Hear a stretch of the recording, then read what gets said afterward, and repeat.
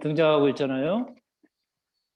어, 이 이름이라는 게 얼마나 중요한 것인가에 대해서 오늘 좀 확실하게 우리가 인식을 했으면 좋겠어요. 창세기 5장이나 마태복음 1장이라든지 이런 데는 족보가 이제 나오잖아요. 근데 오늘 이 느헤미야 3장은 성벽 공사에 참여한 사람들의 명단이 등장하고 있어요.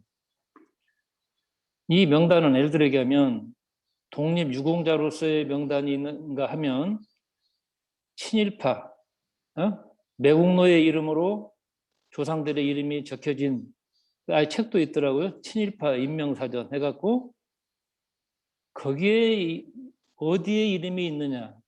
내 이름은 물론이지만 아버지, 할아버지의 이름이 어디에 실려 있느냐에 따라서요. 사는 세상이 다른 거예요. 이게. 그러면 하나님께서 인간을 창조하시고 준 사명이 뭡니까? 모든 만물에게 이름을 지어주라고 그랬잖아요. 이름.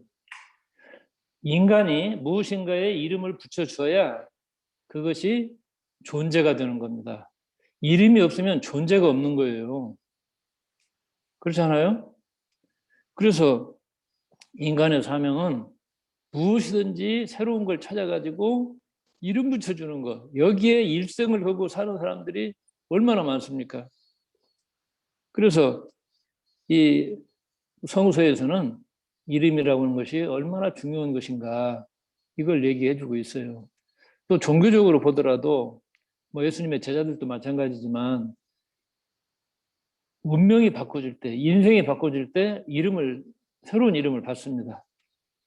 그대로 절에서 뭐 본명을 받는다든지 천주교에서 세례명을 받는다든지 이렇게 이름이라고 하는 것은 새로운 의미로 그 사람의 삶을 뭔가 이렇게 도약하게 하고 또 새로운 흐름으로 바꿔주는 그런 역할을 하거든요. 이게.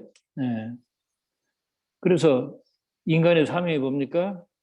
하나님의 이름을 영광스럽게 하는 거다. 요리문답에 보면 그런 말이 있어요.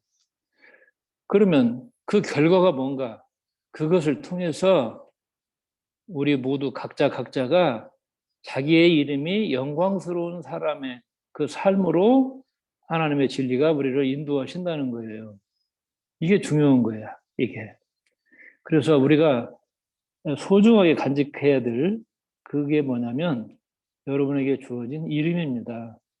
이름은 그냥 단순히 부르기만 하는 게 아니라 그 사람의 삶의 모든 것들을 한마디로 요약해 줄 수 있는 그거예요, 이게. 오늘 특별히 이제 8.15를 통해서 뭐 방송을 듣는다든가 그러면 그런 게 많이 등장하잖아요, 이게. 그런데 뭐 이제 좀 이따 제가 말씀드리고자 합니다만은 정말 그 나라를 사랑하는 사람으로서 의를 위해서 피를 뿌린 그 조상의 후손으로 살면서 여러 가지 어려움을 많이 겪었지만 그래도 마음의 중심에는 그게 영광스럽고 정말 기쁘다. 뭐 그런 고백들이 그 후손들이 많이 다 하고 있지 않습니까? 옛날에 그 어려운 시절에 애써주신 덕으로 우리나라가 이렇게 선진국이 되고 좋은 나라가 되었다. 그게 우리나라의 재살입니다. 그게 뿌리입니다, 이게. 예. 그래서 제가 이 느헤미야 3장을 딱 읽다 보니까 제일 먼저 떠오르는 것은 뭐냐면 호랑이는 죽어서 가죽을 남기고 사람은 죽어서 이름을 남긴다. 여러분 잘 아시잖아요. 많이 들어봤잖아요. 우리가 어떤 이름을 남기느냐 하는 거 이거 굉장히 중요한 것이고 내 이름에 정말 그 자랑스러운 가치를 내 후손들에게 우리의 역사에 그렇게 전해줄 수 있다면 그게 얼마나 값진 일이겠어요. 그런 사람들의 명단이 3장에 등장하는 겁니다. 뭐 다는 아니지만. 예. 그래서 이 이름을 두고 생각을 해본다면 결국은 뭐예요? 인간이라고 하는 것은 동물하고 다른 점이 있어요. 동물은 죽으면 땡이에요. 끝났어요. 그 고깃값이 얼마냐 그걸로 끝나는 거예요. 그러나 사람은 살아있어도 죽은 것처럼 그냥 죽은 거나 마찬가지인 그런 인생을 사는 사람도 있고, 또 몸은 죽었어도 영혼이 살아있는 사람들이 있어요. 예. 그래서 이 인간의 삶에 있어서 그 사람의 이름이 지닌 의미나 가치라고 하는 것은 대단히 소중한 것이다. 이렇게 오늘 또 8.15 또 느헤미야 3장에 등장하는 명단을 보면서 우리 모두가 아름다운 이름을 유산으로 남겨야 되겠구나. 이런 새로운 각성이 있었으면 좋겠습니다. 자, 성을 쌓는다. 이거는요, 개인으로 하는 일이 아니잖아요. 공동의 생명과 안전을 지키는 데 있어서 옛날에는 이것이 필요했어요. 응? 이 외적인 침입에 오면 성 안으로 들어가서 일단 방어를 해야 되고, 거기서 이제 뭔가 공격적인 그런 세력으로부터 이제 지켜내는 거죠. 그렇지만 이 성을 가보면 그 큰 돌을 옛날에 무슨 뭐 보크레인이 있습니까? 뭐가 있습니까? 다 인력으로 하던 때죠. 이게 그 다산 정약용 선생은 그 화성 성을 쌓을 때 기중기를 만드셨더라고. 그분 여러 가지 하셨어. 예. 그래서 그 도르의 원리를 이용해가지고 무거운 돌을 가볍게 들어 올릴 수 있는 그런 장치들까지도 발명을 하셨습니다. 예. 어찌됐건 거의 인력으로 하던 때니까 얼마나 힘들었겠어요. 그리고 대다수의 많은 사람들이 한꺼번에 모이면 먹는 문제라든지 이런 것들이 굉장히 힘들잖아요, 이게. 그래서 이 지도층하고 백성들이 일심으로 그 뭔가 이 합이 들지 않으면 참 어려운 일이 성사기였다 이렇게 생각이 듭니다. 저도 이 성에 대해서 굉장히 관심이 많아요. 그래서 최근에도 제가 지난해 갔다 오다 보니까 또 성미산성 팻말이 있길래 또 그냥 지나갈 수가 없어서 또 들렸죠. 날도 더운데. 여기 사선대 바로 옆에 성이 있습니다. 뭐 자그마한 성이지만 거기 안내편에 보니까 신라군이 쳐들어와가지고 거기서 뭐 전투를 했었다. 뭐 그런 뭐 이야기도 있더라고요. 아니 신라군이 어떻게 여기까지 왔다냐 뭐 그런 생각도 했습니다. 아, 그런데 저한테 이제 개인적으로 사연이 많은 성은 고창 모양성이에요. 고창 모양성은 어린 시절에 그 성에서 내가 늘 서쪽 성벽에 앉아가지고 책을 읽던 아마 내가 앉았던 자리는 더 파져 있는 것 같아. 하도 많이 앉아가지고. 그리고 그 성의 소나무들 어렸을 때 제 친구들입니다. 예. 그래서 제 방에서도 소나무가 보이잖아요. 아침에도 소나무를 한참 바라봤어요. 이게. 예. 그 성은 둘레가 1680m. 그 성인데, 거기 이제 성을 이렇게 여러분들 가보신 분은 뭐 보신 분도 계시겠지만, 그 성을 이렇게 벽을 타고 가다가 아래쪽을 보면 구간마다 작은 돌에 새겨져 있어요. 이건 뭐 무장 사람들이 와서 쌌다. 뭐 제주도에서 왔다. 뭐 어디서 왔다 해가지고 그 돌들이 이렇게 쭉 있어요. 아직까지 잘 보존이 되고 있죠. 그러면 예를 들어 서울 한양성 그 뭐 고창 모양성보다 10배도 넘죠. 16km가 넘으니까 18.6km네요. 18.6km의 그 성도 똑같아. 그 지역별로 다 할당을 했어요. 그렇게 하지 않으면 아마 힘들었을 것 같아. 서로 경쟁적으로. 그리고 빨리 하고 얼른 가야 할 거잖아요, 집에. 그러니까 그 뭐 열심히 쌀 수밖에 없었어요. 그 정두전이 기획을 해가지고 서울 한양성을 쌌는데요. 정두전은 그 봄날 눈이 녹을 때 눈이 가장 먼저 녹는 자리를 이렇게 밟아가면서 성터를 잡았다고 그래요. 예.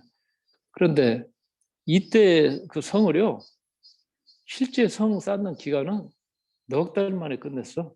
한양성을. 어? 어. 그때 동원된 인원이 20만 명이었는데 1, 2월 달, 그다음에 8월, 9월. 왜 이때 했을까? 응? 농사 안 짓는 때지. 거의 농한기예요, 이때가. 어? 어. 옛날에는 농업이 뭐 주산업 시대니까 이분들이 농한기 때 반짝 와가지고 가장 무덥고 가장 추운 1, 2월하고 8, 9월이니까 그때 단기간에 성을 그냥 열심히 쌓아가지고 세상에 엄청난 그 성을, 한양성을 1년 만에 끝낸 거예요, 이게. 그런데 처음 정도전이 쌓을 때는 평지는 토성으로 쌓았어. 산 있는 데는 돌로 쌓고.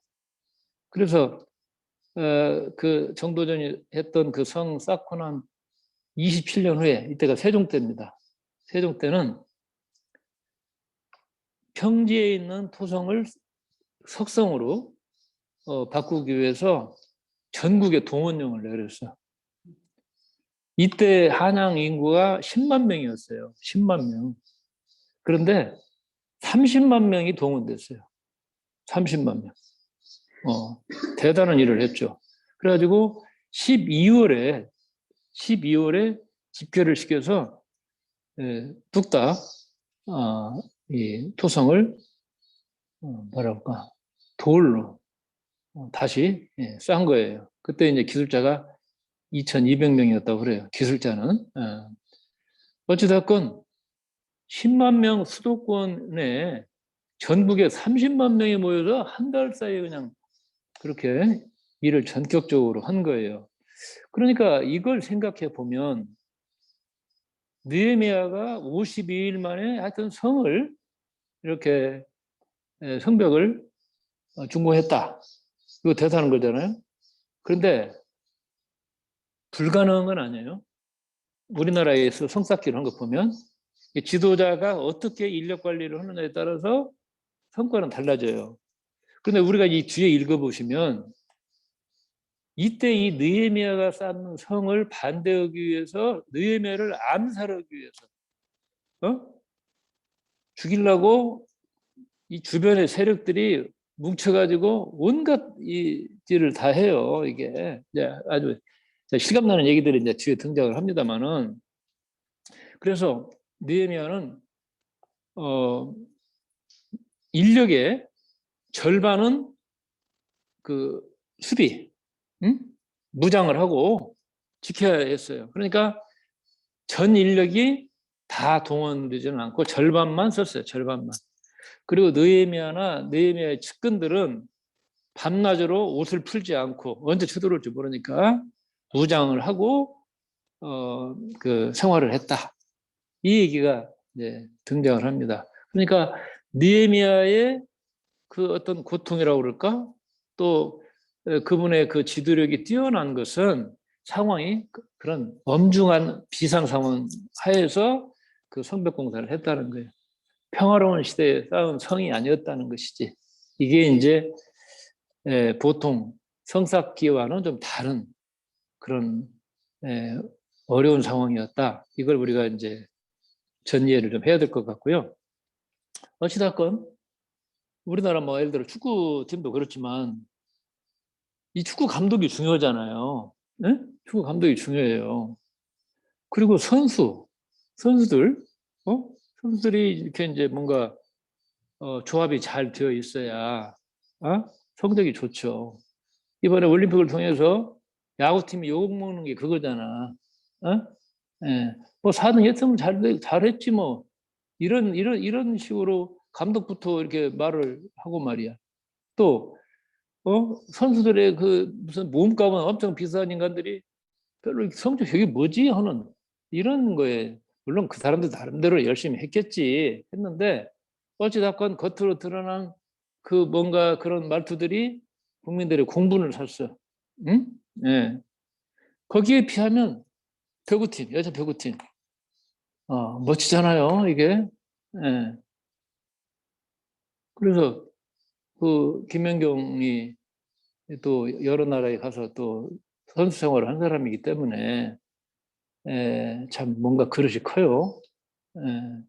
그래서 한국의 참 멋진 여성의 표준 같은 그런 아름다운 모습을 보였기 때문에 또 많은 사람들의 뭔가 그 감동을 받았잖아요, 이게. 예. 그런 것처럼 느헤미야는 그 12년 1차 재임 기간 동안에도요, 봉급을 안 받았어요. 응? 무붓으로 그 봉사했어, 이게. 그리고 그 사람의 삶이 정말 청렴했어요, 이게. 응? 오직 나라와 민족을 정말 이 외적들로부터 안전하게 보호할 수 있는 그런 안정된 나라를 만들기 위해서 자기 목숨을 던졌다니까. 예. 그거 외에는 없어요, 이 사람이. 예. 그리고 그 사람 자신이 언제나 이 무장을 하고 지휘를 했고 그랬단 말이에요. 예. 어찌됐건 옛날에 그 많은 권력자들 총독 정도 되면은 누가 무슨 뭐 손에다 흠묻힙니까? 예? 많이 쥐어짜서 자기 부를 불리려고 했겠죠. 또 일반 백성들을 뭐 사람을 알았겠어요? 채찍으로 두드려 패면서 공사감독하고 뭐 그런 것이 다반사인 세상에서 지금으로부터 2,500년 전 얘기예요. 그런 시절에 그런 시절에 덕으로 사랑으로 애정으로 백성들을 대했고 또 백성들 앞에서 겸손했어요. 자기 뒤에 읽어보면 이런 분이 그래서 내가 구약 성서의 그리스도라고 그렇게 제가 첫 번에 말씀을 드렸죠. 그러면 제가 이 느헤미야 3장을 가만히 생각을 해보니까 느헤미야 3장에 이 등장하는 사람들 이런 명단이 뭐냐면 느헤미야 자신의 공로 얘기는 없어요. 여기에 등장하지 않거든요. 그러니까 다른 아마 지도자 같았으면은 느헤미야로 말할 것 같으면 이러이러이러한 막 미담 같은 거 있잖아. 뭐 예. 이런 얘기들을 막 채웠을 거야. 그런데 거기 보면은 뭐 그렇게 무슨 여러 개 직업이 등장을 해. 한 15개 직업이 등장하는 것 같아. 그 직업을 군을 가진 사람들이 이렇게 했다. 이렇게 내놨단 말이에요, 이게. 그러니까 자기 자신의 공로를 드러내지 않고 민중들의 어떤 그런 이름들이 많이 이렇게 등장하는 걸 보면 이분이 얼마나 이 그 공사에 참여한 사람들을 소중하게 여겼는지 이런 마음이 보여지는 것 같아, 이게. 그래서 느헤미야는 자기 자신, 즉 나를 뭔가 드러내지 않고 우리를 드러내는 그런 그 사람의 정신이 느헤미야 3장의 이 명단 속에 켜켜이 들어있구나. 저는 그렇게 읽혀졌어요. 단순히 뭐 이름들이 쭉쭉쭉 나오는가 보다라고 하는 것이 아니라 이렇게 기록을 한 느헤미야의 그 마음, 이걸 우리가 한번 좀 들여다볼 필요가 있겠다.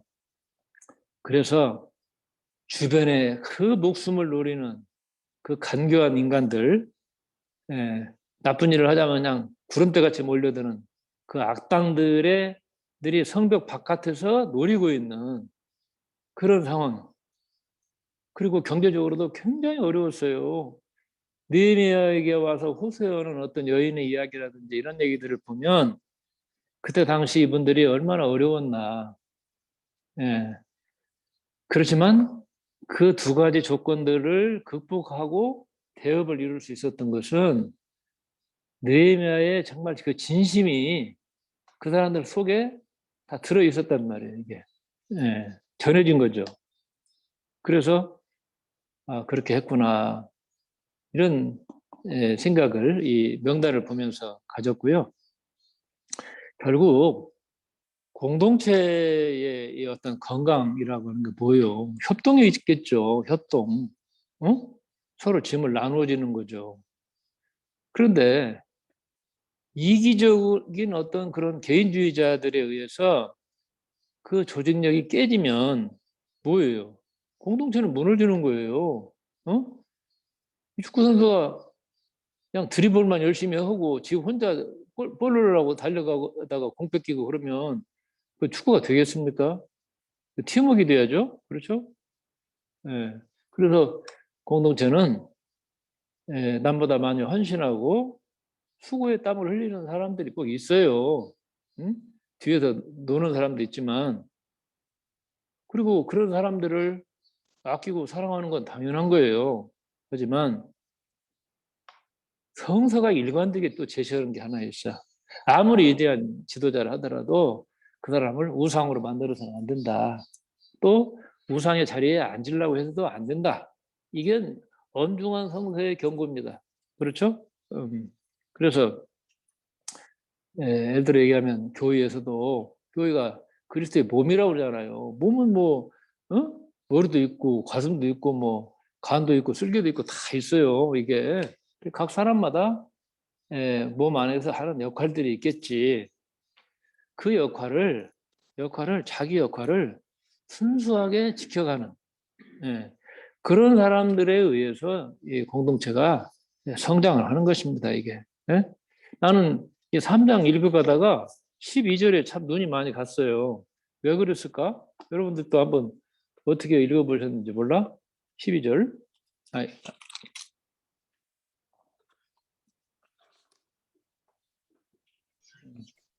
한번 누가 읽어주실까요? 그 다음은 예루살렘 지방 절반을 다스리실 할로에스의 아들 살롬과 그는 예루살렘 구역의 절반을 다스리는 구역장으로서 자기 딸들까지 동원하여 군사를 하였다. 예. 자, 딸들까지 동원하여 군사를 하였다. 다른 사람들 명단에 이 이름 없죠. 하여튼 딸들을 잘 뒀나 봐. 또 딸이 여러 명이었나 봐요.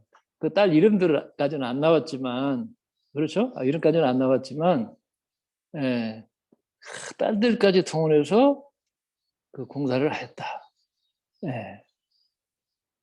남녀노소가 같이 물론 일을 했겠지만 참 이렇게 이 표현이 저 마음에 많이 와닿더라고요. 이게 이 살룸이라고 하는 사람은 예루살렘의 절반을 다스리는 구역장이었다라고 그러는데 생각해 보세요. 예루살렘이 이 도둑대들이 강도들이 말이야 떼져가지고 성문이 없으니까 칼 들고 와서 다 훑어가는 거예요. 뺏어가고 이런 일들이 비일비재했거든. 그러니까 이 누구보다도 성벽과 성문이 있으면 얼마나 좋을까? 여기에 대해서 한이 맺혔을 것 아니야. 이게 지도자니까.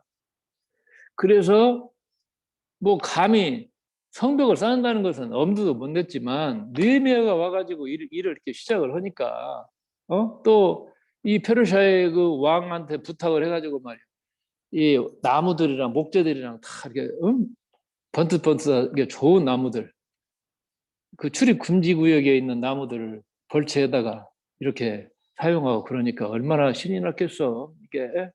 그래서 정말 어떻게 보면 필사적으로 예, 자기가 할 수 있는 모든 걸 다 했다는 표현이 딸들까지 뭐 이렇게 일을 했다 이렇게 표현이 되고 있지 않을까 그런 생각을 해봤어요. 그래서 어찌됐건 예루살렘 성벽공사는 남녀노소가 모두 협동하는 뭔가 기적의 결과였다 뭐 이렇게 표현할 수 있을 것 같아요. 그런데 모두 다 이렇게 참여만 했냐? 그건 아니야. 그게 이제 어디에 등장하죠? 5절에 등장하네요. 5절. 3장 5절에 보면 5절. 그 다음 이어서 성벽을 수축한 이들은 드고아 사람들이었으나 그 성읍의 유지들, 어떤 성경에는 귀족이라고 되어 있어요. 유지, 귀족들은 내가 할당해 준 일을 떠맡지 않았다. 이렇게 되어 있어요. 여러분, 상식적으로 생각을 하면 그 지역 사람들이 다 그 가난하고 이런 모든 사람들이 다 나가서 성쌓기를 하고 있는데 이 인간들은 나타나지가 않아. 예? 지들끼리 따로 놀고 있어요. 예. 이게 그런 거지, 이게. 예. 이게 우리나라 역사에도 독립운동가들만 있는 건 아니잖아요. 꼭 일본에 붙어가지고 기득권 유지에 그 단골에다가 코박고 사는 그런 사람들이 많이 있었잖아요. 지도층에. 그러니까 이런 사람들이 언제나 어느 시대나 있어요. 이게 그런 걸 이상하게 생각하면 안 돼. 이게. 예. 하지만 중요한 것은 역사가 그들의 모든 것들을 다 또 알아주는 거고 그 후손들에게 뭔가 수치를 또 이렇게 목걸이처럼 걸어주는 거죠. 이게 이런 거 아니겠어요? 이게 음주가 양지된다고 어렸을 때 그런 말 어머니한테 많이 들었는데 자, 이 3장에 보니까 또 아까 잠깐 말씀드렸습니다마는 이 참여하신 분들이 굉장히 직업이 다양해. 한 15개 정도 등장하는 것 같아요. 근데 뭐 금세공업자니 뭐 이런 거 나오잖아요. 뭐 권력자도 아니고 그런 사람들이지만 자기 자신의 직업적 전문성으로 공공의 유익, 민족의 생존을 위해서 수고한 사람들입니다. 아마 현대적 의미로 말하면 그분들이 성직자들이에요. 자기 직업을 거룩하게 한 사람들입니다. 예. 제가 그 유럽에 이게 뭔가 여행을 여러 나라를 이렇게 다니다 보니까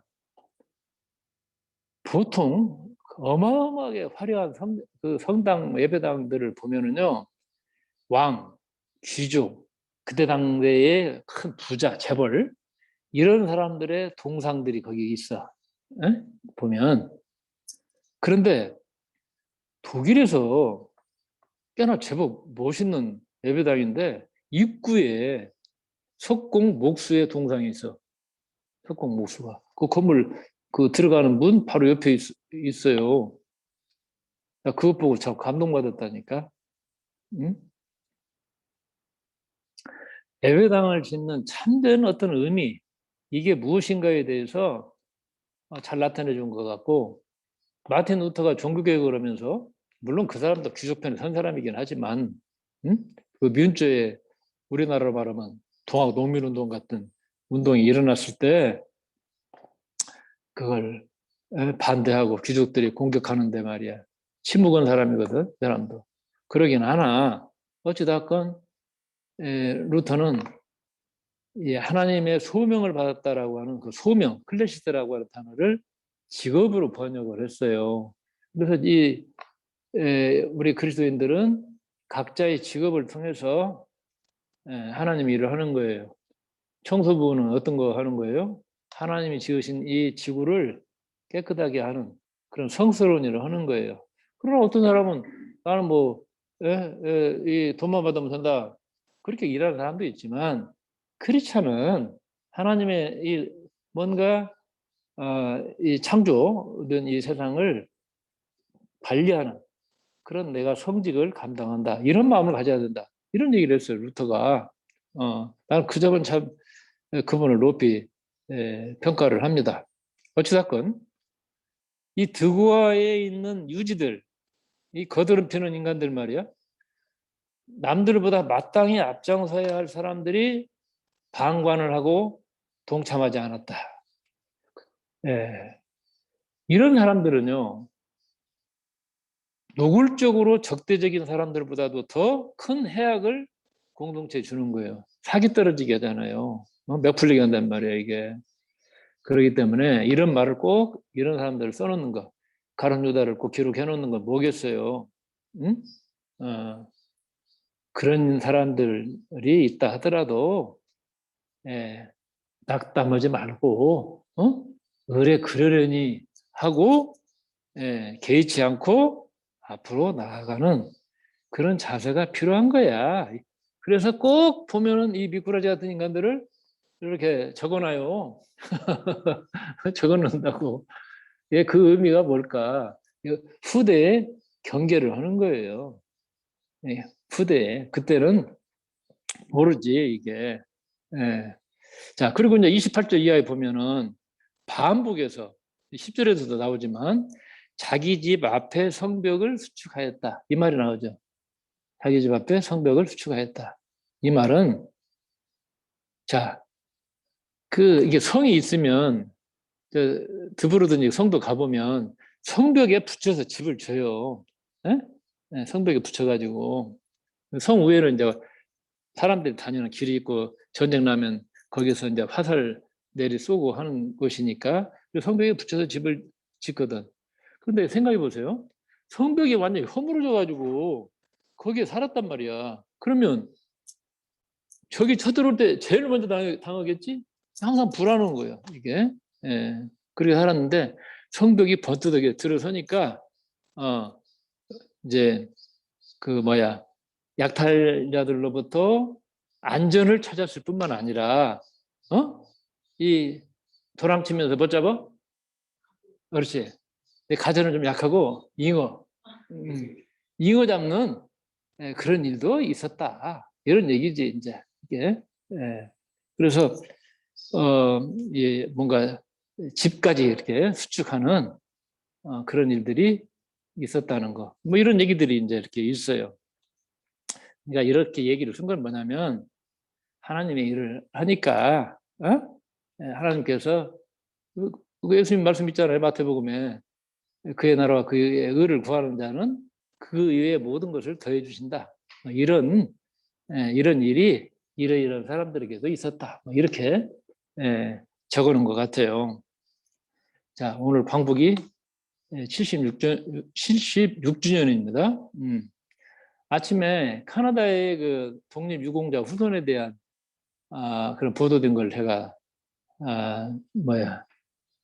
도도님이 보여줘서 제가 봤는데 거기 홍은표라는 분이 나와가지고 할아버지 일을 회고하는 그런 이야기를 하고 있더라고요.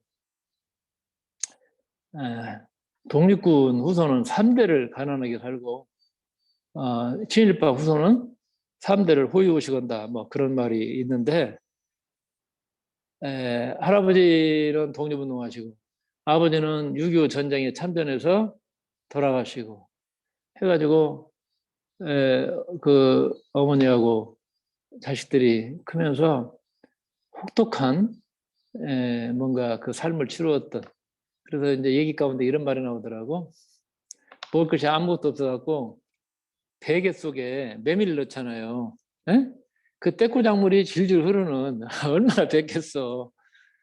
그 베개를 타가지고 그 메밀을 꺼내서 그 냄새나는 메밀을 씻어가지고 뭐 어떻게 해서 먹은 얘기도 하더라고요. 그 얘기를 담담하게 이렇게 전해줬어요. 그러면서 그분 얘기는 나라를 위해서 이렇게 할아버지 덕에 참 유공자 무슨 가족이니 이런 어떤 보람을 자기가 찾은 것도 감사한 일이지만 참 의롭게 살다 가신 분들 좀 많이 우리 국가가 찾아서 그 후손들에게 특히 교육의 기회라든지 이런 것들 줬으면 좋겠다. 뭐 그런 말씀 하시더라고요. 지금 독립유공자라고 이렇게 밝혀진 우리 정부가 인정한 사람은요 한 15,000명 정도 된대요. 근데 실제 그 추산하는 독립투사를 비롯한 이런 분들은 15만 명으로 보고 있습니다. 그러니까 10분의 1만 밝혀진 거예요. 10분의 1만. 그래서 그런 생각을 해봅니다. 느헤미야 3장에 있는 이분들처럼 우리나라의 독립군을 비롯한 독립유권자들 뭐 15만 명을 다 찾을 수는 없지만 그분들 많이 좀 찾아서 좀 영화롭게 해드리는 그런 일이 좀 잘 일어났으면 좋겠다. 그런 일이 좀 잘 완수됐으면 좋겠다. 그런 생각을 오늘 아침에도 해봤고요. 제가 처음에 얘기했죠. 우리가 소중하게 간직해야 될 것은 우리 각자의 이름입니다. 그렇죠? 진달래교회라는 이름도 얼마나 중요한 소중한 이름입니까? 이름이야말로 참 소중한 거구나. 이걸 여러분들이 좀 기억하는 76주년 광복절이었으면 좋겠다. 그런 말씀을 드립니다. 우리 찬송 한 장 하실까요?